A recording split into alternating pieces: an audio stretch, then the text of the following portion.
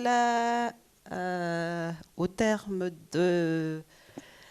la, de la fin de ces 2 journées, mais avant ça, comme il a été prévu dans l'agenda, je vais vous faire une synthèse générale de tout ce qui a été discuté pendant ces 2 jours. Je dis bien synthèse générale, et comme vous l'avez vu probablement aussi dans les agendas qui vous étaient partagés, il s'agirait surtout de partager les pistes de recommandation pour l'amélioration de l'éducation à Madagascar, tel que je l'ai déjà dit en début lors du cadrage, parce que améliorer la qualité de l'éducation reviendrait à innover l'éducation. Voilà quelques mots d'introduction par rapport au contexte sur lequel nous étions partis hier. Et nous nous sommes convenus aussi que les 2 journées seraient des journées où il y aura des échanges, où il y aura des partages, où il y aura des partages d'expériences, des partages de retours d'expérience, des partages de pratiques, surtout donc dans le domaine de l'éducation où chacun d'entre nous intervenons. Et ceci a été défini dans le cadre de communication qui ont été sélectionnées autour de 4 thématiques bien précises. Donc, je vais passer aux pistes de recommandation retenues pour chaque thématique présentée ici. Pour la première thématique, que nous avons intitulée « Inclusion, équité, prise en compte de la diversité des élèves », nous avons retenu quelques pistes de recommandation, à savoir accompagner les enfants donc, qui ont des handicaps par des auxiliaires de vie scolaire, repenser à l'espace scolaire où ils grandissent, inculquer la valeur de vivre ensemble avec les enfants qu'on a mis entre guillemets extraordinaires, établir un programme spécifique, le PPS, qui est le programme personnalisé de scolarisation dont un canevas est déjà disponible auprès du ministère et qui est déjà utilisé par plusieurs écoles qui sont entrées dans l'éducation inclusive. Et on a eu aussi une proposition pour le cas de l'expérimentation menée lors de la présentation sur l'école dans les mines, de monter un programme professionnel spécifique après le CEPE pour éviter le décrochage scolaire qui se fait surtout ressentir après ce niveau de fin de primaire. Il a aussi été recommandé pour le cas de ces écoles inclusives d'adopter une pédagogie différenciée, ceci en individualisant l'apprentissage, en se focalisant sur les besoins spécifiques des apprenants, intégrer des ressources éducatives pour un enseignement personnalisé et bien sûr mener des suivis individuels de ces apprenants en situation de handicap.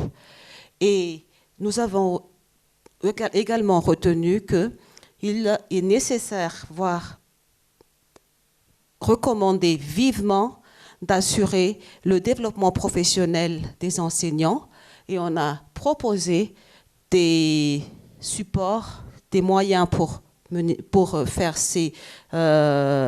conduire ces formations à travers d'entretiens d'autoconfrontation, des études comparatives, des gestes et des postures. Voilà ce qui a été retenu sur la première thématique.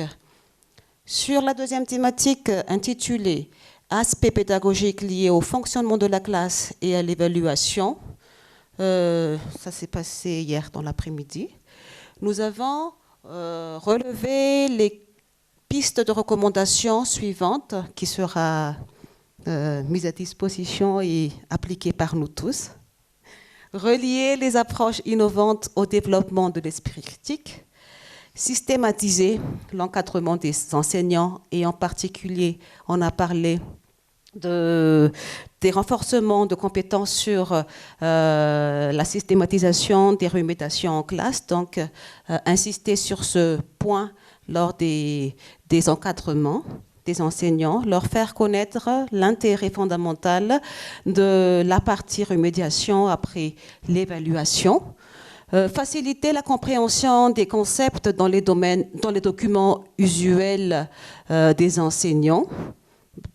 Quand on parle de documents usuels, on parle donc du programme scolaire. On peut aussi parler des manuels scolaires qui sont utilisés par les apprenants, les guides pédagogiques, les guides de formation. Donc tous les concepts scientifiques qui pourraient impliquer ou induire une incompréhension pour les enseignants. Il a été recommandé de les rendre faciles pour que ça ne soit pas une béquille pour eux. Innover la pratique de remédiation, intégrer les outils d'évaluation innovants. On a dit que ça pourrait être proposé dans l'analyse des épreuves des examens nationaux. Il y avait les mots mêlés qui étaient proposés. Mettre en place des dispositifs d'évaluation de groupe. Augmenter la capacitation des enseignants sur la méthode d'intégration et la méthodologie graduelle et développer la culture des échanges à travers des visites d'études ou des visites d'échanges. Pour ce qui en est de ce qu'on a vu aujourd'hui, sur l'utilisation des technologies qui est la thématique 3, nous avons relevé comme piste de recommandation, d'abord, de développer la créativité des enseignants en matière de développement de contenu numérique à usage pédagogique à travers des supports numériques comme le Moodle, des contenus audiovisuels, quand on a parlé du cas du conte qui a été proposé dans un support audio, mais qu'après, le conte aussi pourrait être proposé dans un support audiovisuel. Le quiz sur le Google Form et bien d'autres aussi qui ont été cités ce matin. Promouvoir l'utilisation des ressources locales en réponse aux besoins de matériel didactique. Toujours se baser sur les résultats des recherches. Je pense que cette recommandation est valable pour toutes les thématiques, mais c'était dans la matinée d'aujourd'hui que ça a été toujours répété et mis en valeur. Adopter une approche systématique à la conception des scénarios pédagogiques innovantes et combiner les démarches pédagogiques contextualisées avec l'utilisation de la technologie. Toujours sur cette même thématique, comme nous avons eu donc plusieurs communications, nous avons retenu aussi plusieurs pistes de recommandations relatives à cette thématique. Nous avons alors retenu également de développer un dispositif d'auto-formation hybride des enseignants en utilisant des ressources numériques sur une plateforme online ou offline, de façon à ce qu'on ait un enseignant réflexif. Il nous a été aussi recommandé d'impulser l'intégration des ressources numériques dans la pratique pédagogique des enseignants, adaptable pour toutes les disciplines. Là, je vais insister sur cette partie, toutes les disciplines, à part ce qui a été dit, je l'ai dit tout à l'heure, que dans nos échanges, on a remarqué que toutes les disciplines, finalement, toutes les disciplines scolaires ont été discutées pendant ces 2 jours. Donc, toutes les disciplines on peut les intégrer, on peut les utiliser comme on peut les exploiter dans les ressources numériques. Diversifier les stratégies à travers des activités collaboratives, ça c'est l'intérêt du numérique. Allouer une partie de la caisse école de l'établissement scolaire pour l'achat des outils numériques alimentés par l'énergie solaire. Voilà pour la thématique 3 et pour la thématique 4 dont on vient de discuter tout à l'heure. Voici les pistes de recommandations retenues. Créer des activités collaboratives comme les jeux éducatifs, les clubs d'animation, les clubs culturels et pédagogiques, des ateliers pour un apprentissage plus ludique et plus interactif. Réaliser des concours interrégionaux et lors de ces concours récompenser les réussites. Optimiser un environnement favorable à l'apprentissage, parce que le milieu scolaire a été défini comme un berceau de talent et de passion des apprenants, et développer une plateforme d'entraide dynamique entre pairs. Ceci donc pour développer la collaboration entre élèves et au sein des équipes pédagogiques. Telles étaient les grandes lignes, les grandes recommandations que nous avons retenues sur ces 4 thématiques. Pour ajouter quelques mots sur cette synthèse, j'aurais voulu aussi vous faire part des différentes communications qui ont été présentées, qu'elles ont été représentatives de plusieurs régions de Madagascar. Donc des réalités des écoles de plusieurs régions de Madagascar. Bon, il y avait eu plusieurs qui étaient à Tananarive, mais on a entendu des cas des écoles de Soualal, de l'école dans les mines, c'était dans la région de Otmatiach. En Tirapéa, on a parlé de l'expérimentation du kit Madère. Donc, c'est pour dire que les communications ont été variées. Maintenant, nous avons en quelque sorte nous sortons d'ici en connaissance de plusieurs cas qui ont été étudiés dans différentes parties du pays, et que ces retours d'expérience nous permettront de voir comment alimenter les améliorations, les réformes qui sont déjà menées au sein du ministère, non seulement, mais aussi capitaliser tout ça de façon à ce que ça ne reste pas seulement au niveau des expérimentations ou des expériences, mais que ça puisse profiter à tous les enfants malgaches. Voilà à peu près ce que j'ai retenu comme synthèse générale de ces 2 journées. Et les prochaines étapes, en principe, c'est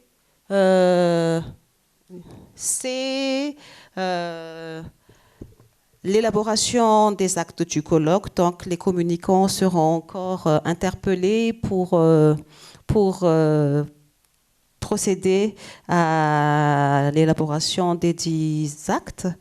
Et on vous informera lorsque ces moments-là viendront. Voilà.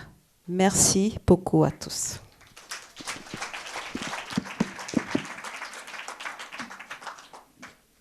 Honorable assistance, mesdames et messieurs, nous sommes arrivés maintenant à la cérémonie de clôture de cette journée nationale d'innovation pédagogique. Et la prise de parole se fait comme suite pour cette cérémonie. Madame la responsable projet du programme Apprendre, ensuite Madame la directrice du curricula et de la recherche pédagogique. Maintenant, nous invitons Madame la responsable du projet du programme Apprendre pour son discours. Chères participantes, chers participants, alors que nous arrivons à la fin de ces journées nationales d'innovation pédagogique, je tiens à exprimer au nom du programme Apprendre ma profonde gratitude à tous ceux qui ont contribué à leur réussite. Ces journées d'innovation pédagogique s'inscrivent dans le plan d'action du programme Apprendre à Madagascar, qui comprend 4 axes d'intervention qui ont été codéfinis avec le ministère de l'Éducation. Il s'agit donc des axes suivants. L'axe 1, qui fait l'objet d'un appui aux échanges entre les institutions de formation, de la recherche pédagogique et de la recherche universitaire en éducation. De l'axe 2, qui vise le renforcement des compétences linguistiques des enseignants en français. L'axe 3, qui a pour objectif l'évaluation et l'évolution des pratiques d'encadrement de proximité par l'analyse des pratiques de classe dans les journées pédagogiques rénovées. Et enfin, l'axe 4, qui vise l'appui au renforcement des compétences en ingénierie pédagogique des formateurs de l'INFP. Les journées nationales d'innovation pédagogique s'inscrivaient donc dans l'axe 1 du plan d'action. Et à travers cette activité, l'objectif était de faire dialoguer tous les maillons de la communauté éducative et de valoriser les talents pédagogiques de toutes et tous. Nous pouvons dire que le pari est gagné. Les journées d'innovation pédagogique ont été une véritable vitrine de la créativité, de la passion, de l'importance de la collaboration et du dévouement de la communauté éducative. Chacune et chacun a son rôle à jouer, qu'il soit enseignant, formateur, chercheur, étudiant, directeur d'école ou technicien du ministère de l'Éducation nationale.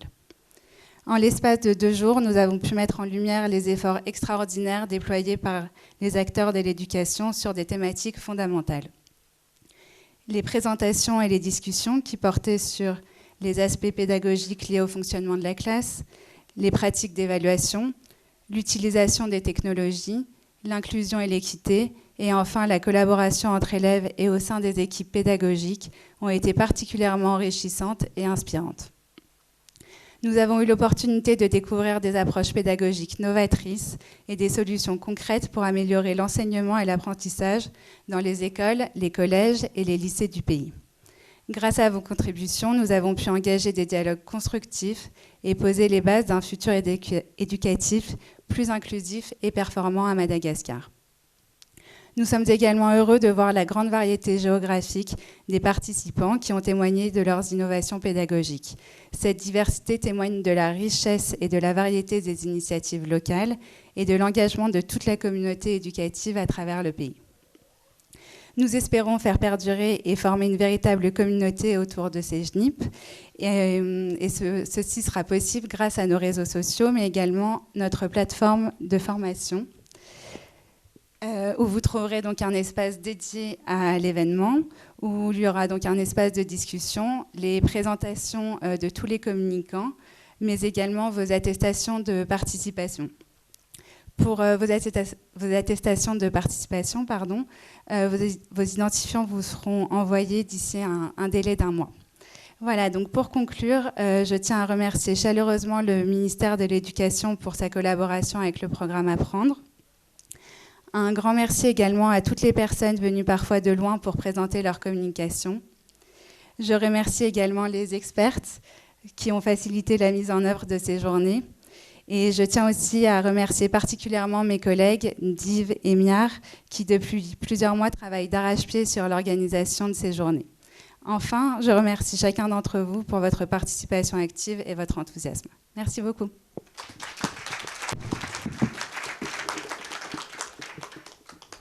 Merci Madame la responsable projet du programme Apprendre pour cette prise de parole. Maintenant, invitons Madame la directrice des curricula et de la recherche pédagogique à faire son discours. Il m'a été attribué la lourde tâche de faire la clôture officielle de ces 2 journées nationales de l'innovation pédagogique. Monsieur le DGP, qui est intérimaire de Madame la secrétaire générale, qui est en mission, a été retenu en dernière minute à une autre tâche. Et donc, en toute humilité, je prends le micro pour réaliser cette clôture officielle. Mesdames et messieurs les responsables au sein du ministère, représentant chacun ou chacune des directions du ministère. Mesdames et messieurs les responsables du programme Apprendre, cher conseil scientifique qui était à l'appui de ces activités, mesdames, le comité scientifique et le comité d'organisation qui est avec moi, Ndiva et Miar, avons travaillé pendant plusieurs mois pour la réalisation de cette journée.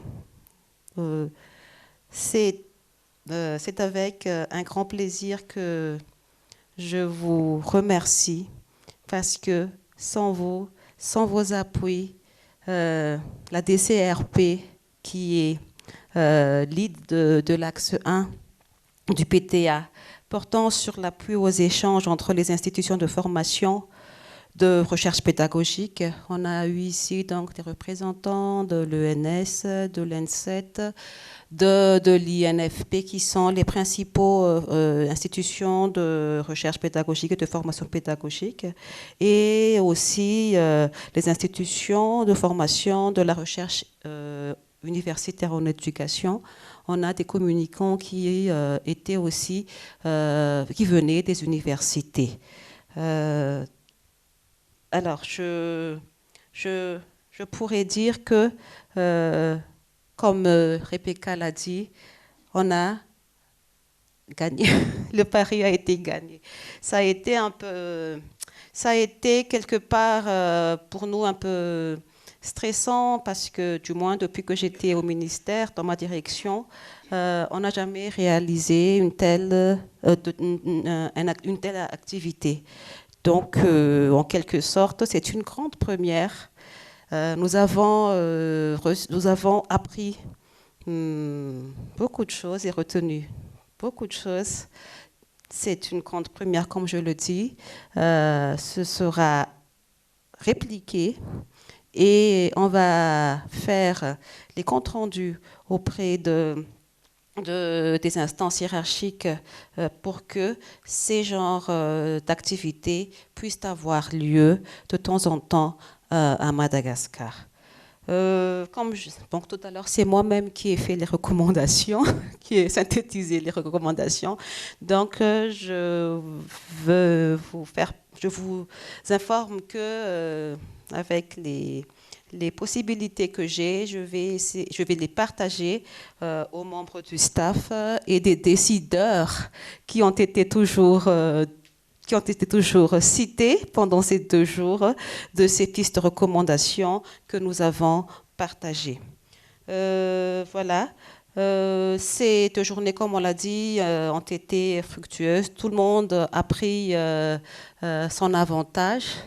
Et tout le monde pourrait donc utiliser ces avantages à toute fin utile, que vous qui êtes enseignants-chercheurs ou les doctorantes qui sont en phase de finalisation de leur thèse ou de recherche, les enseignants qui sont sur terrain, qui ont aussi sûrement reçu des bonnes pratiques sur les disciplines scolaires qu'ils enseignent. Il est temps de mettre en œuvre, d'appliquer ce qui est à retenir et peut-être aussi de laisser ce qui est à laisser. C'est ça une innovation. Voilà. Alors pour clôturer cet événement, au nom du ministère de l'Éducation nationale, je déclare ces 2 journées nationale de l'innovation pédagogique à Madagascar clos. Merci.